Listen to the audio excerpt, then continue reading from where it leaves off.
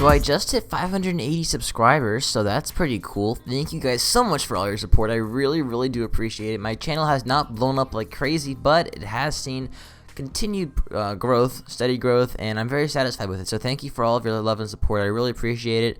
I'll give you all blowjobs. Unfortunately, this video isn't about my channel. It is about a gaming PC for $350 that can run Fallout 4 at 60 FPS, GTA 5, Battlefront, record all the games, render videos, edit pictures, do anything you want for $350. This is going to be an amazing PC, and if you're interested, stick around.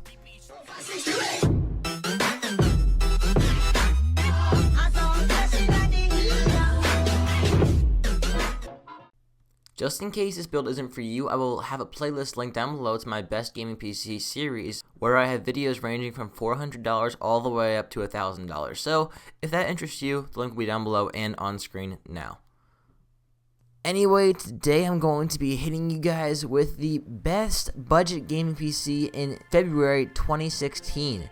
This is under $350, and you're going to be able to play Fallout 4 at 60 plus FPS, GTA 5 at 40 plus FPS with very high settings, and Battlefront and other games. The next Battlefield is going to be using the same engine as Battlefront, so you're going to be able to run that.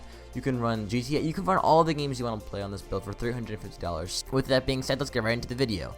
The CPU is going to be the AMD Athlon X4 860K 3.7 GHz quad-core processor. This processor was actually on the top 5 list of my top 5 CPUs in 2016 because it is a very solid CPU. Coming in at $68 is not going to be the most powerful CPU in the world by any means, but for $68 it makes an awesome CPU for a budget build.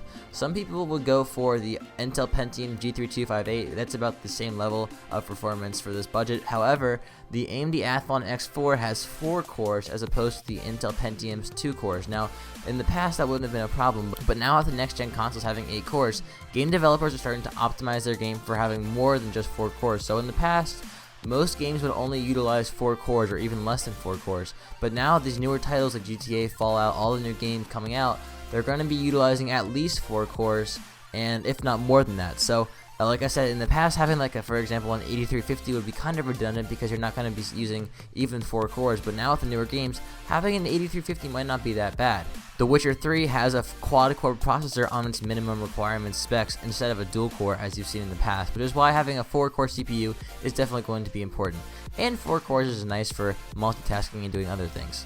For the motherboard, I chose the Asus A68HMK Micro ATX FM2 Plus motherboard. This is a really solid motherboard coming in at $48 from Outlet PC. It has an FM2 Plus socket type, obviously, an AMD A68H chipset, 2 240-pin DIMM slots with a max memory of 32 GB of RAM. It has RAID support, onboard video if your CPU supports it. No Crossfire or SLI support, but we're not going to be needing this on a budget build, obviously. It has 4 SATA 6 GB per second ports, onboard Ethernet, and it even has onboard USB 3 headers. For the RAM, nothing special, just 2 sticks of 4 GB of G.Skill Ripjaws X series for $32. The storage, I chose the Seagate Barracuda 1TB 3.5-inch 7200 RPM hard drive. No solid state drive on this build, but if you want to tack one on, you'd still be under $400, so you could go ahead and do that, or you could get a better video card. But the video card I picked out for this build is actually pretty good considering the budget. This is a very fast CPU, solid CPU, plenty of storage for your games, and it's very cheap. The case, I went with the Logisys CS206BK ATX mid-tower case with a 480 watt power supply. This build has an estimated wattage of 244 watts, so the 480 watt power supply will do just fine, and it comes with a case for only $29. So you're getting a case and a solid power supply for under $30, which is really what allows this build to be so cheap. The video card, last but not least, is going to be the Zotac GeForce GTX 750 Ti 2GB video card. This video card is awesome for only $105. It's kind of getting older, but it still packs a punch, especially in the newer titles. And considering it's a GeForce GTX series, you're going to be able to use NVIDIA Shadowplay, so you can record your games if you're going to try and do YouTube with very minimal impact on your frame rate. So this is going to be an awesome build if you're trying to make a YouTube channel with a low budget.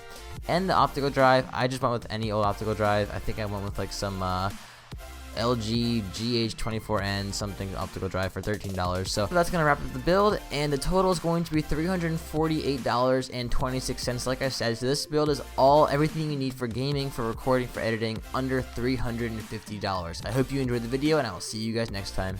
Peace.